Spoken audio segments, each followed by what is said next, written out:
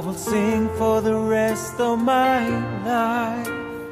turamukije mwese muriko muraba televiziyo Heritage tunabaha kaze muri kino kiganiro c'umutumire aho niteze ko kino kiganiro kiro kirafasha benshi kiro kiba ku buzima bwabo rero ikiganiro c'uno munsi ni kidasanzwe aho tukubana namujanye n'uburongozi muri Bibiliya. Benshi barabona hirya no hino uburongozi bamwe bakabushima abandi bakagira amakenga. Rero uyu munsi ndizera ko biciye mu kiganiro c'uno munsi hari byinshi muza gutahura mbese bafashe kubaka neza uburongozi bwiza mwishimikije Bibiliya. Ko Bibiliya niko kuri dufise uno munsi ni jambo ry'Imana rimurikira ibirenge byacu. Rero ndafise umutumire aza kutuyaga kujyana n'uburongozi imbere yuko twinjira idonido mu kiganiro nashaka ndamuha umwanya idonda yo kadukurikirana. Akoze cyane murakoze kuntumira nitwa Nitunga Cyril ndi umupastori mu ishengero Church of God ikorera mu Gihosha mugabo kandi ndigisha ivyigwa ndoramana mu kaminuza. Yego turabaye kandi muri kino kiganiro c'uno munsi aho tukagana mu bijanye n'uburongozi twishimikije Bibiliya. Urumva ko usanzwe uri umupastori uri umurongozi kandi usanzwe unigisha ibijanye n'ijambo ry'Imana. Ndizera ko hari byinshi muza kutuyagira ku bijanye n'uburongozi. Imyaka mugezemo muramaze kubona byinshi mu birongozi ari mu bihugu ari mu mashengero ari mu muryango ekantu hatandukanye tuhasanga uburongozi. Mbega duhere ikibazo ca mbere iyo umuntu avuze uburongozi nihe nsiguro y'uburongozi twishimikije Bibiliya? urakoze cyane by'ukuri umuntu ariko arara muri Bibiliya umuntu reka arabe rya sengesho Yesu yagize ariko arigisha abigisho yo gusenga yabwiye ngo ubwami bwawe buze ivyo ugomba bibe mu isi nkuko biba mu ijuru. Rero uburongozi ni gicapu c'urutonde kiri mu ijuru Imana ibigomba ko kiba mu bantu hanyuma uburongozi rero buca buza gushira mu ngero ico gicapu c'Imana. Ubutungane amahoro mwumvikano kuko uri kurasoma mu bacamanza 21:25 havuga ngo kandi muri iyo minsi Abisirayeli nta mwami bari bwagire ngo umuntu wese yakora ico yigombeye. Urabona ico kibano umuntu wese akora ico yigombeye abakenewe uburongozi abakenewe umuntu canke abantu bahawe igicapu c'Imana shingira ibintu zoja ku murongo hanyuma Imana rigaca bazeza ivyo bikorwa vy'uburongozi. Rero nuvuga uburongozi ni itunganywa y'ubwami bw'Imana aha mwisi. Yego mugabo umuntu agaca bishira mu ngiro. Yego murakoze cyane. Ndumvise ko uburongozi muheje gutanga insiguro yabwo kandi nzira ko ariko dukurikirana ariko rabitahura. Icyo dushaka kubaza kandi nihe nkomoko y'uburongozi? Urakoze cyane. Yego inkomoko umuntu yoshobora kwibaza ati mbega hasha uburongozi none buva hehe? Ni ibintu umuntu avukana n'abantu umuntu yemeza hanyuma agaca barongora canke niki. Mugabo dusomye ijambo ry'Imana nkuko twavuze ko za turisunga ijambo ry'Imana dusomye mu Baroma 13 murongo wa 1 n'umurongo wa 2 tubona uburongozi inkomoko yabwo buva ku Mana. Havuga ngo umuntu wese nagamburukire abamuganza kuko atakuganza kutava ku Mana ukuriho kwagezwe n'Imana. Nico gituma ubugabagabiye ubuganza aba agabagabiye icagezwe n'Imana kandi abakigabagabiye bazoba bihamagariye gutsindwa n'urubanza.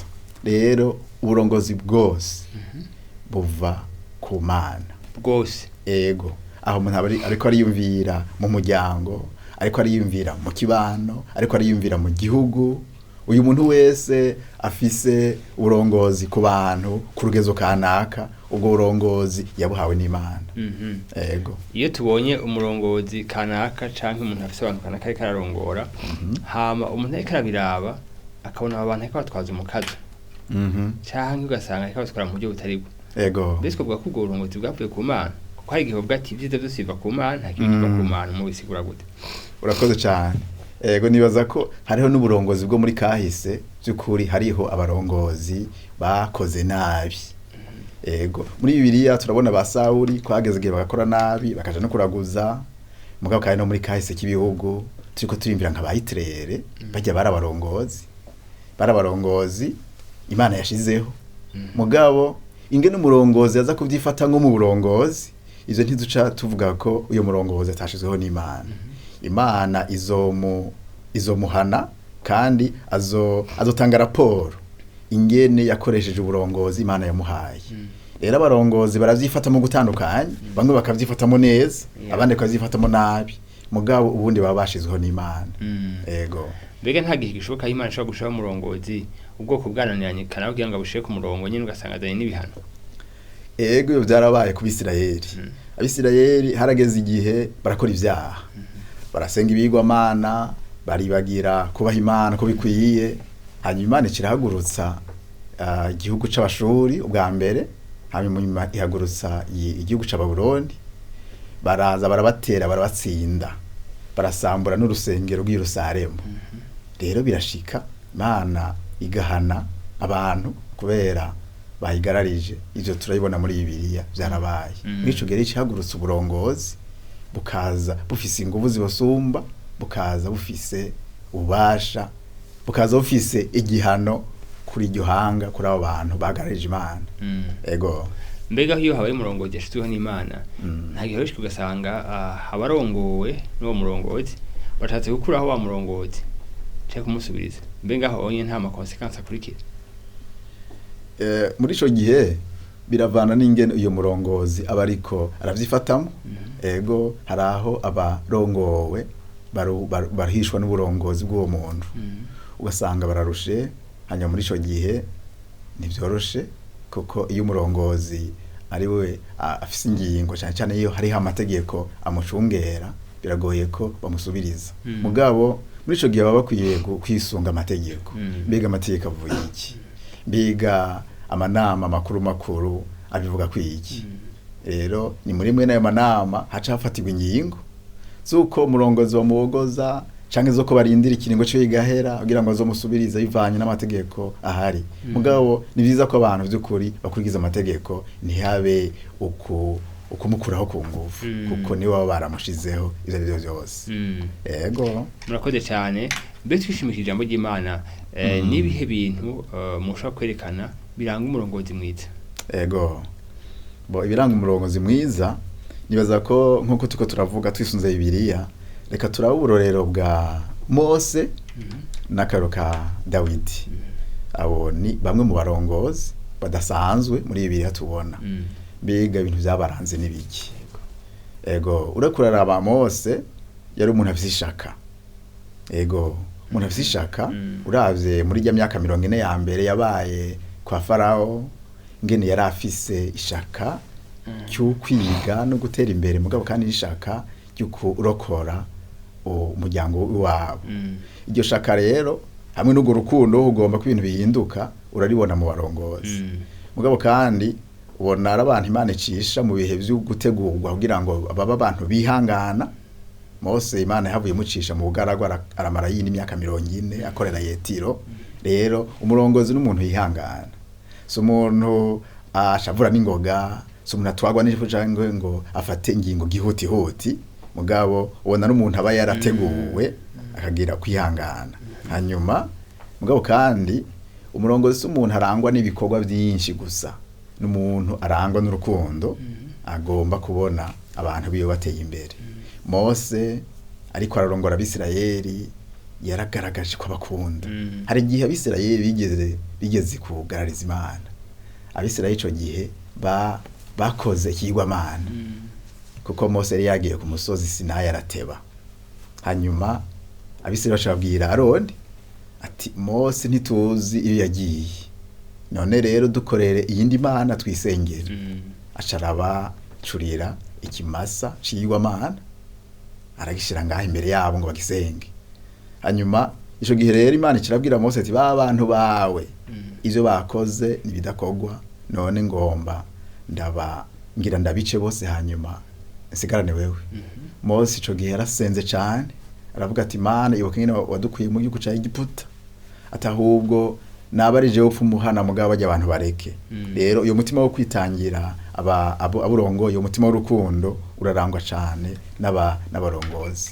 hanyuma abarongozi kandi n'abantu batishima batishira hejuru barazi ko bafise icubahiro Imana yabahaye mugabo ivyo ntibaca bavyishimira ngo bahonyanga abantu mugabo abarongozi beza ubona bafise uwo mutima ukubaha kirima muntu ukubaha abantu yego hanyuma rero umurongozi ikindi kimuranga ni ivyiyumviro binini aho abafise ivyiyumviro vyakazoza tuguteza imbere abantu ego uri kuraganira n'umurongozi ubona ari umuntu afise ivyiyumviro birebire cyane ingene abantu botera imbere ingene atorera inyishu abantu bari mu bibazo n'ibindi ego murakoze cyane gose kuduha uno muco kubijanye n'ibiranga umurongozi mwiza mbega hoho tuvuye ku murongozi tukaja ukuntu uburongozi bumeze ni gute uburongozi bwiza bwubakika urakoze cyane nkuko turiko turayivuga uburongozi umuntu amaze guhabwa uburongozi mbega bwubaka gute kugira ngo burame butere imbere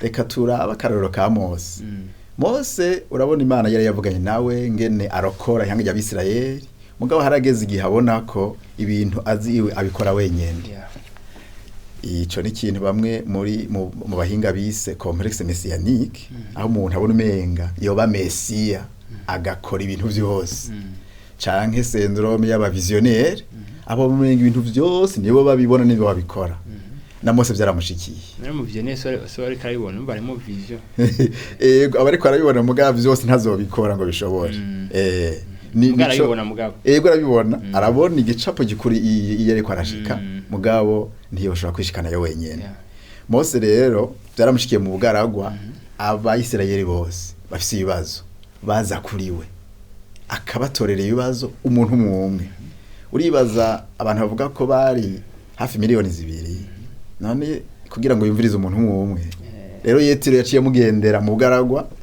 sebukwe wiwe wisoma mu gitabo cyo kuvayo 18 kuva kuri 13 gusha kuri 27 ico gihe yamusanze ariko aracira abantu imanza ntonto na nini hanyuma Yetiro aramubwira ati ivyo uri kuragira nibiki ati ivyo bizokwica nutoranye abantu bagufashe ivyo bikogwa abaganza abantu 10 abaganza abantu 50 abaganza abantu 100 amajana 5 igihumbi tanyuma nawe bazokuzanire imanza zananiranye ico gicapo yamuhaye ni gicapo gikomeye cyane ni gicapo n'uburongozi bakino gihe bukorerako aho ubona dusaba nyumba 10 ni gicapo n'igisirikare gikorerako aho ubona hariho abarongora peloton abarongora ikompanye abarongora region n'ibindi ni gicapo uburongozi bwose n'amashengero akorerako rero uburongozi bwiza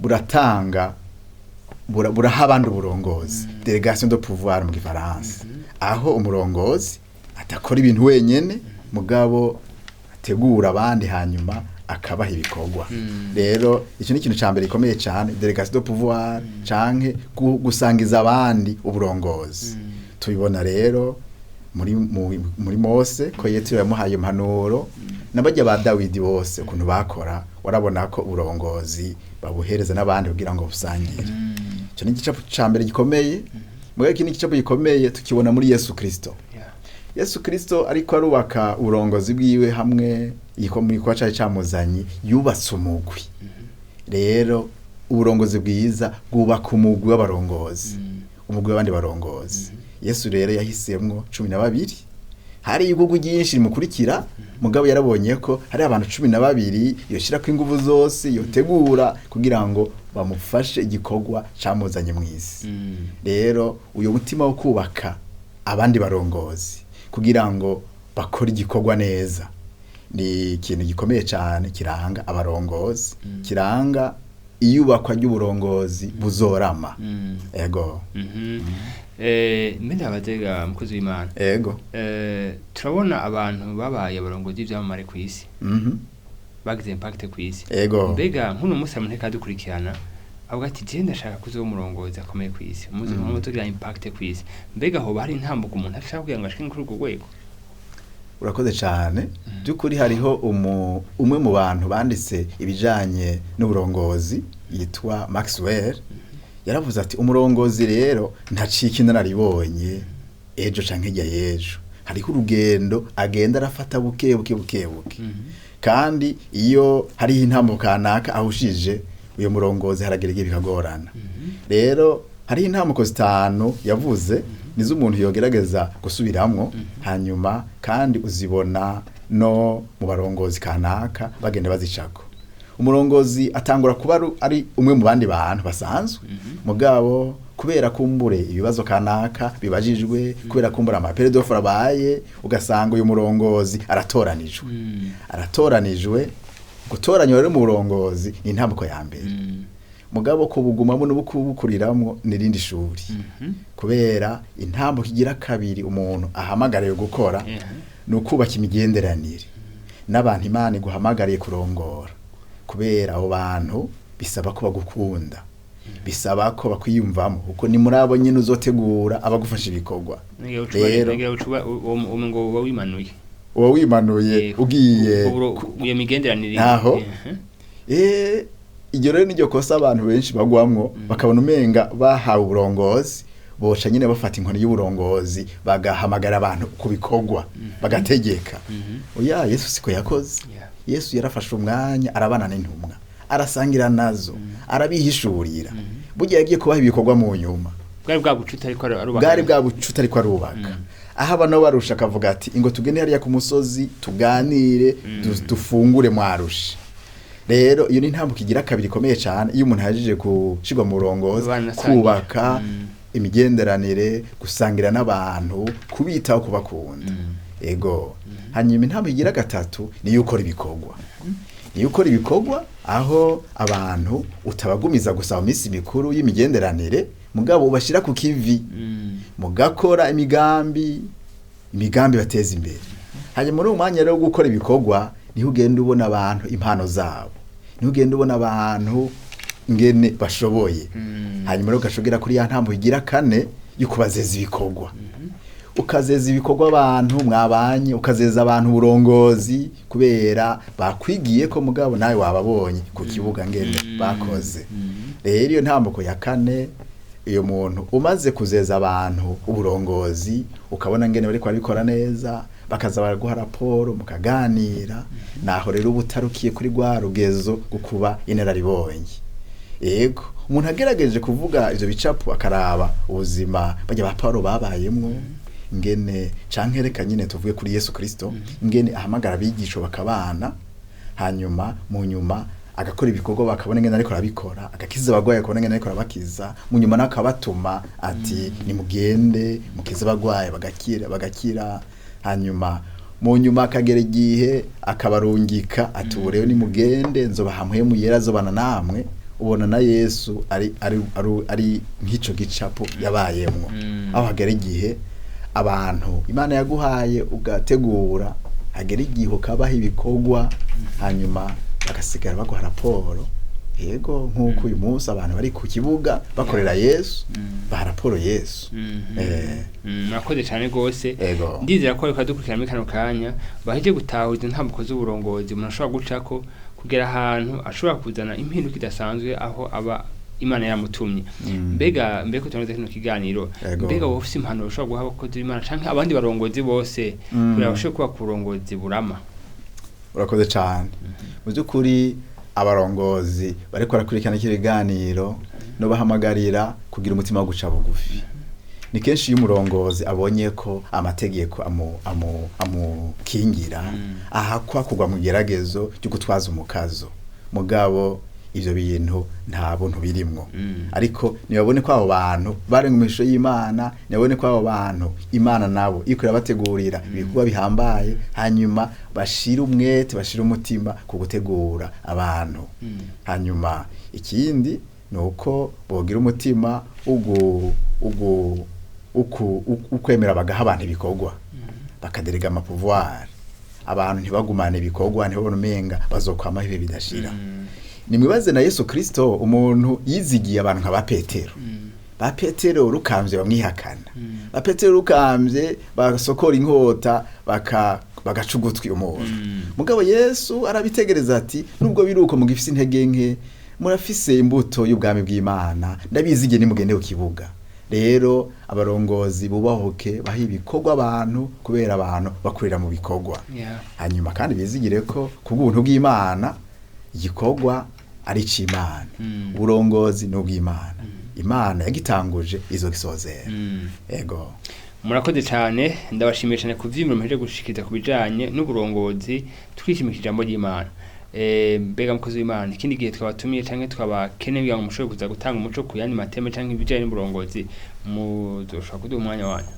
Ego, uzora umunezero wanje kuza gusangira na bene data, kuza gusangira n'abarundi n'abakurikirana televiziyo y'Itaje, teme yose no bafisemwo ubumenyi kanaka. Ego. Murakoze cyane. Ndashimiye cyane uwo wese kaba televiziyo y'Itaje mwiga cumutumire. Ndizera ko hari byinshi mwakiriye muri kino kiganiro aho twumvise uburongozi, insiguro y'uburongozi, inkomoko y'uburongozi n'ibiranga umurongozi mwiza. Eka turabona n'ukuntu umuntu ashobora kuba ku burongozi bwiza n'intambuko zitandukanye umuntu ashobora guca kugira ngo umurongozi azane impinduka aho aherereye. Ndizera ko ari ivyimviro byinshi byiza yatanze mwakiriye kandi bigiye kubafasha mu burongozi bwanyu, canke abo bose bari mu burongozi no munsi canke bazira mu burongozi ejo kugira ngo bazohashike bamaze kwitegura neza. Rero murakoze cyane, mugire ibihe byiza aho muri hose.